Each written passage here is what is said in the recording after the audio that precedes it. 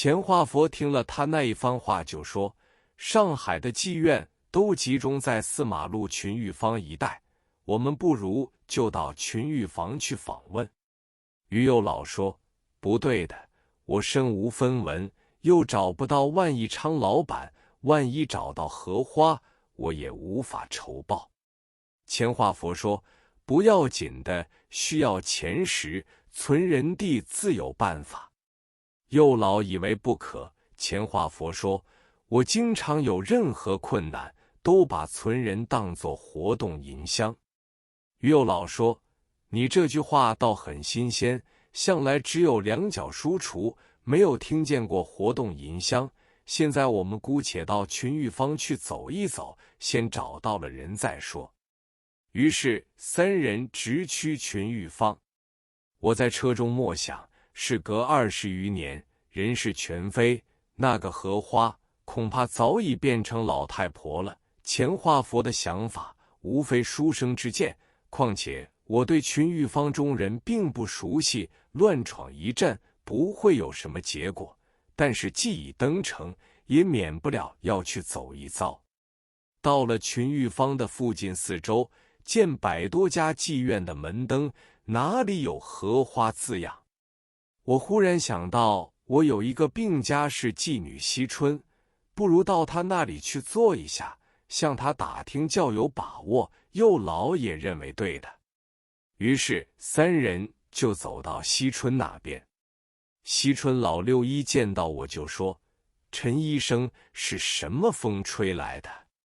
再一看，后面跟着2位老伯伯，他已经觉得不是生意经，一面说，一面叫我们坐下，茶烟款接，还另外端出一个果盘，把我们当作打茶为客人相待。我想妓院的行规很多，不知道如何应付，我就问惜春：“近来朱斗文先生是否常到群玉坊？”惜春含笑说：“群玉坊的整个房地产都是他的，所以他是我们的业主，也是我们众姐妹的老主顾。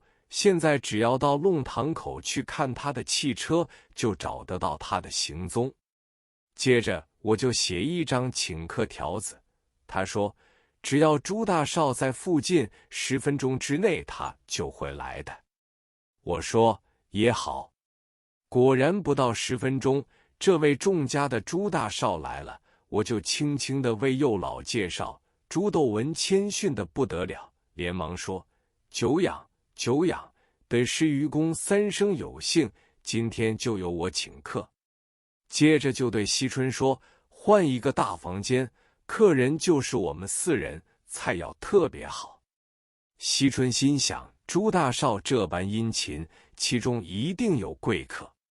朱斗文想得很周到，他介绍时指着右老说是任老爷，指着钱化佛说是金老爷，以免张扬开来，不大好听。一时全院上下都忙了起来。惜春轻轻地问我要叫哪一家的菜，我就指定2员，只要几道拿手菜就可以了。这时朱斗文对于右老谈起2、3年前他招待过一次沈其权太史，又有一次招待过叶百高太史。右老说：“这2位都是我的老师。”接着于右老就问朱斗文有没有一个老妓女叫做荷花的。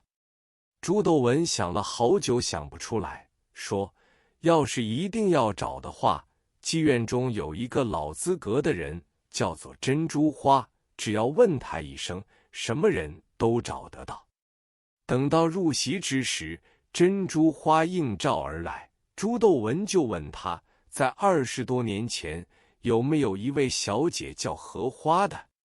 珍珠花立刻回说：“没有这人。”后来他同惜春2人窃窃私语了好久，才来答复说：“这个荷花找是可以找得到的，不过要明天才有回音，请3位老爷明天再来。”第2晚我们再去，朱斗文到的最早，并且带了全副笔墨纸砚，还有一瓶磨成的墨汁，安放在桌子上，自己躺在榻上抽烟。右老姨见到这套精致的文房四宝，豪兴大发，说：“那就对了，我本来要想写些东西送给朱先生。”说罢，提起笔来就写了一副对联，写好之后，就从搭连袋中掏出一个图章，盖上了印。接着于右老就说：“从前苏曼殊在上海时，在妓院中遇到一个诗妓，唱和甚多；还有李叔同遇到一个诗妓叫李萍香，有好多名作传下来。现在还有没有这般风雅的妓女？”朱斗文回答说：“现在的妓院江河日下，妓女的品流远不如上一代，已找不到这一流诗妓了。”右老为之黯然。于右老一面写字，一面念着他自己的几首禁作，意兴更浓，把剩下的宣纸不停地写下去。又为惜春写了一副嵌字联，下款题的是“骚心”二字，作为纪念。惜春拿到这副对联后，不久就去后面小房间给一个客人看，那客人就是袁寒云的门生于大少。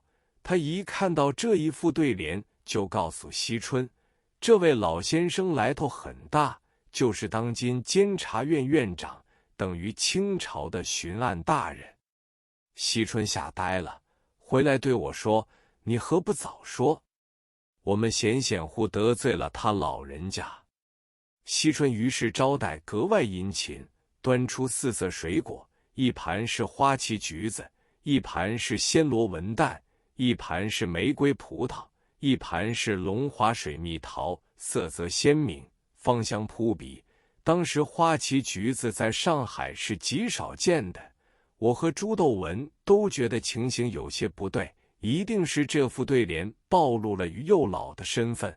我拉着惜春就问：“这副对联你是否给人看过？”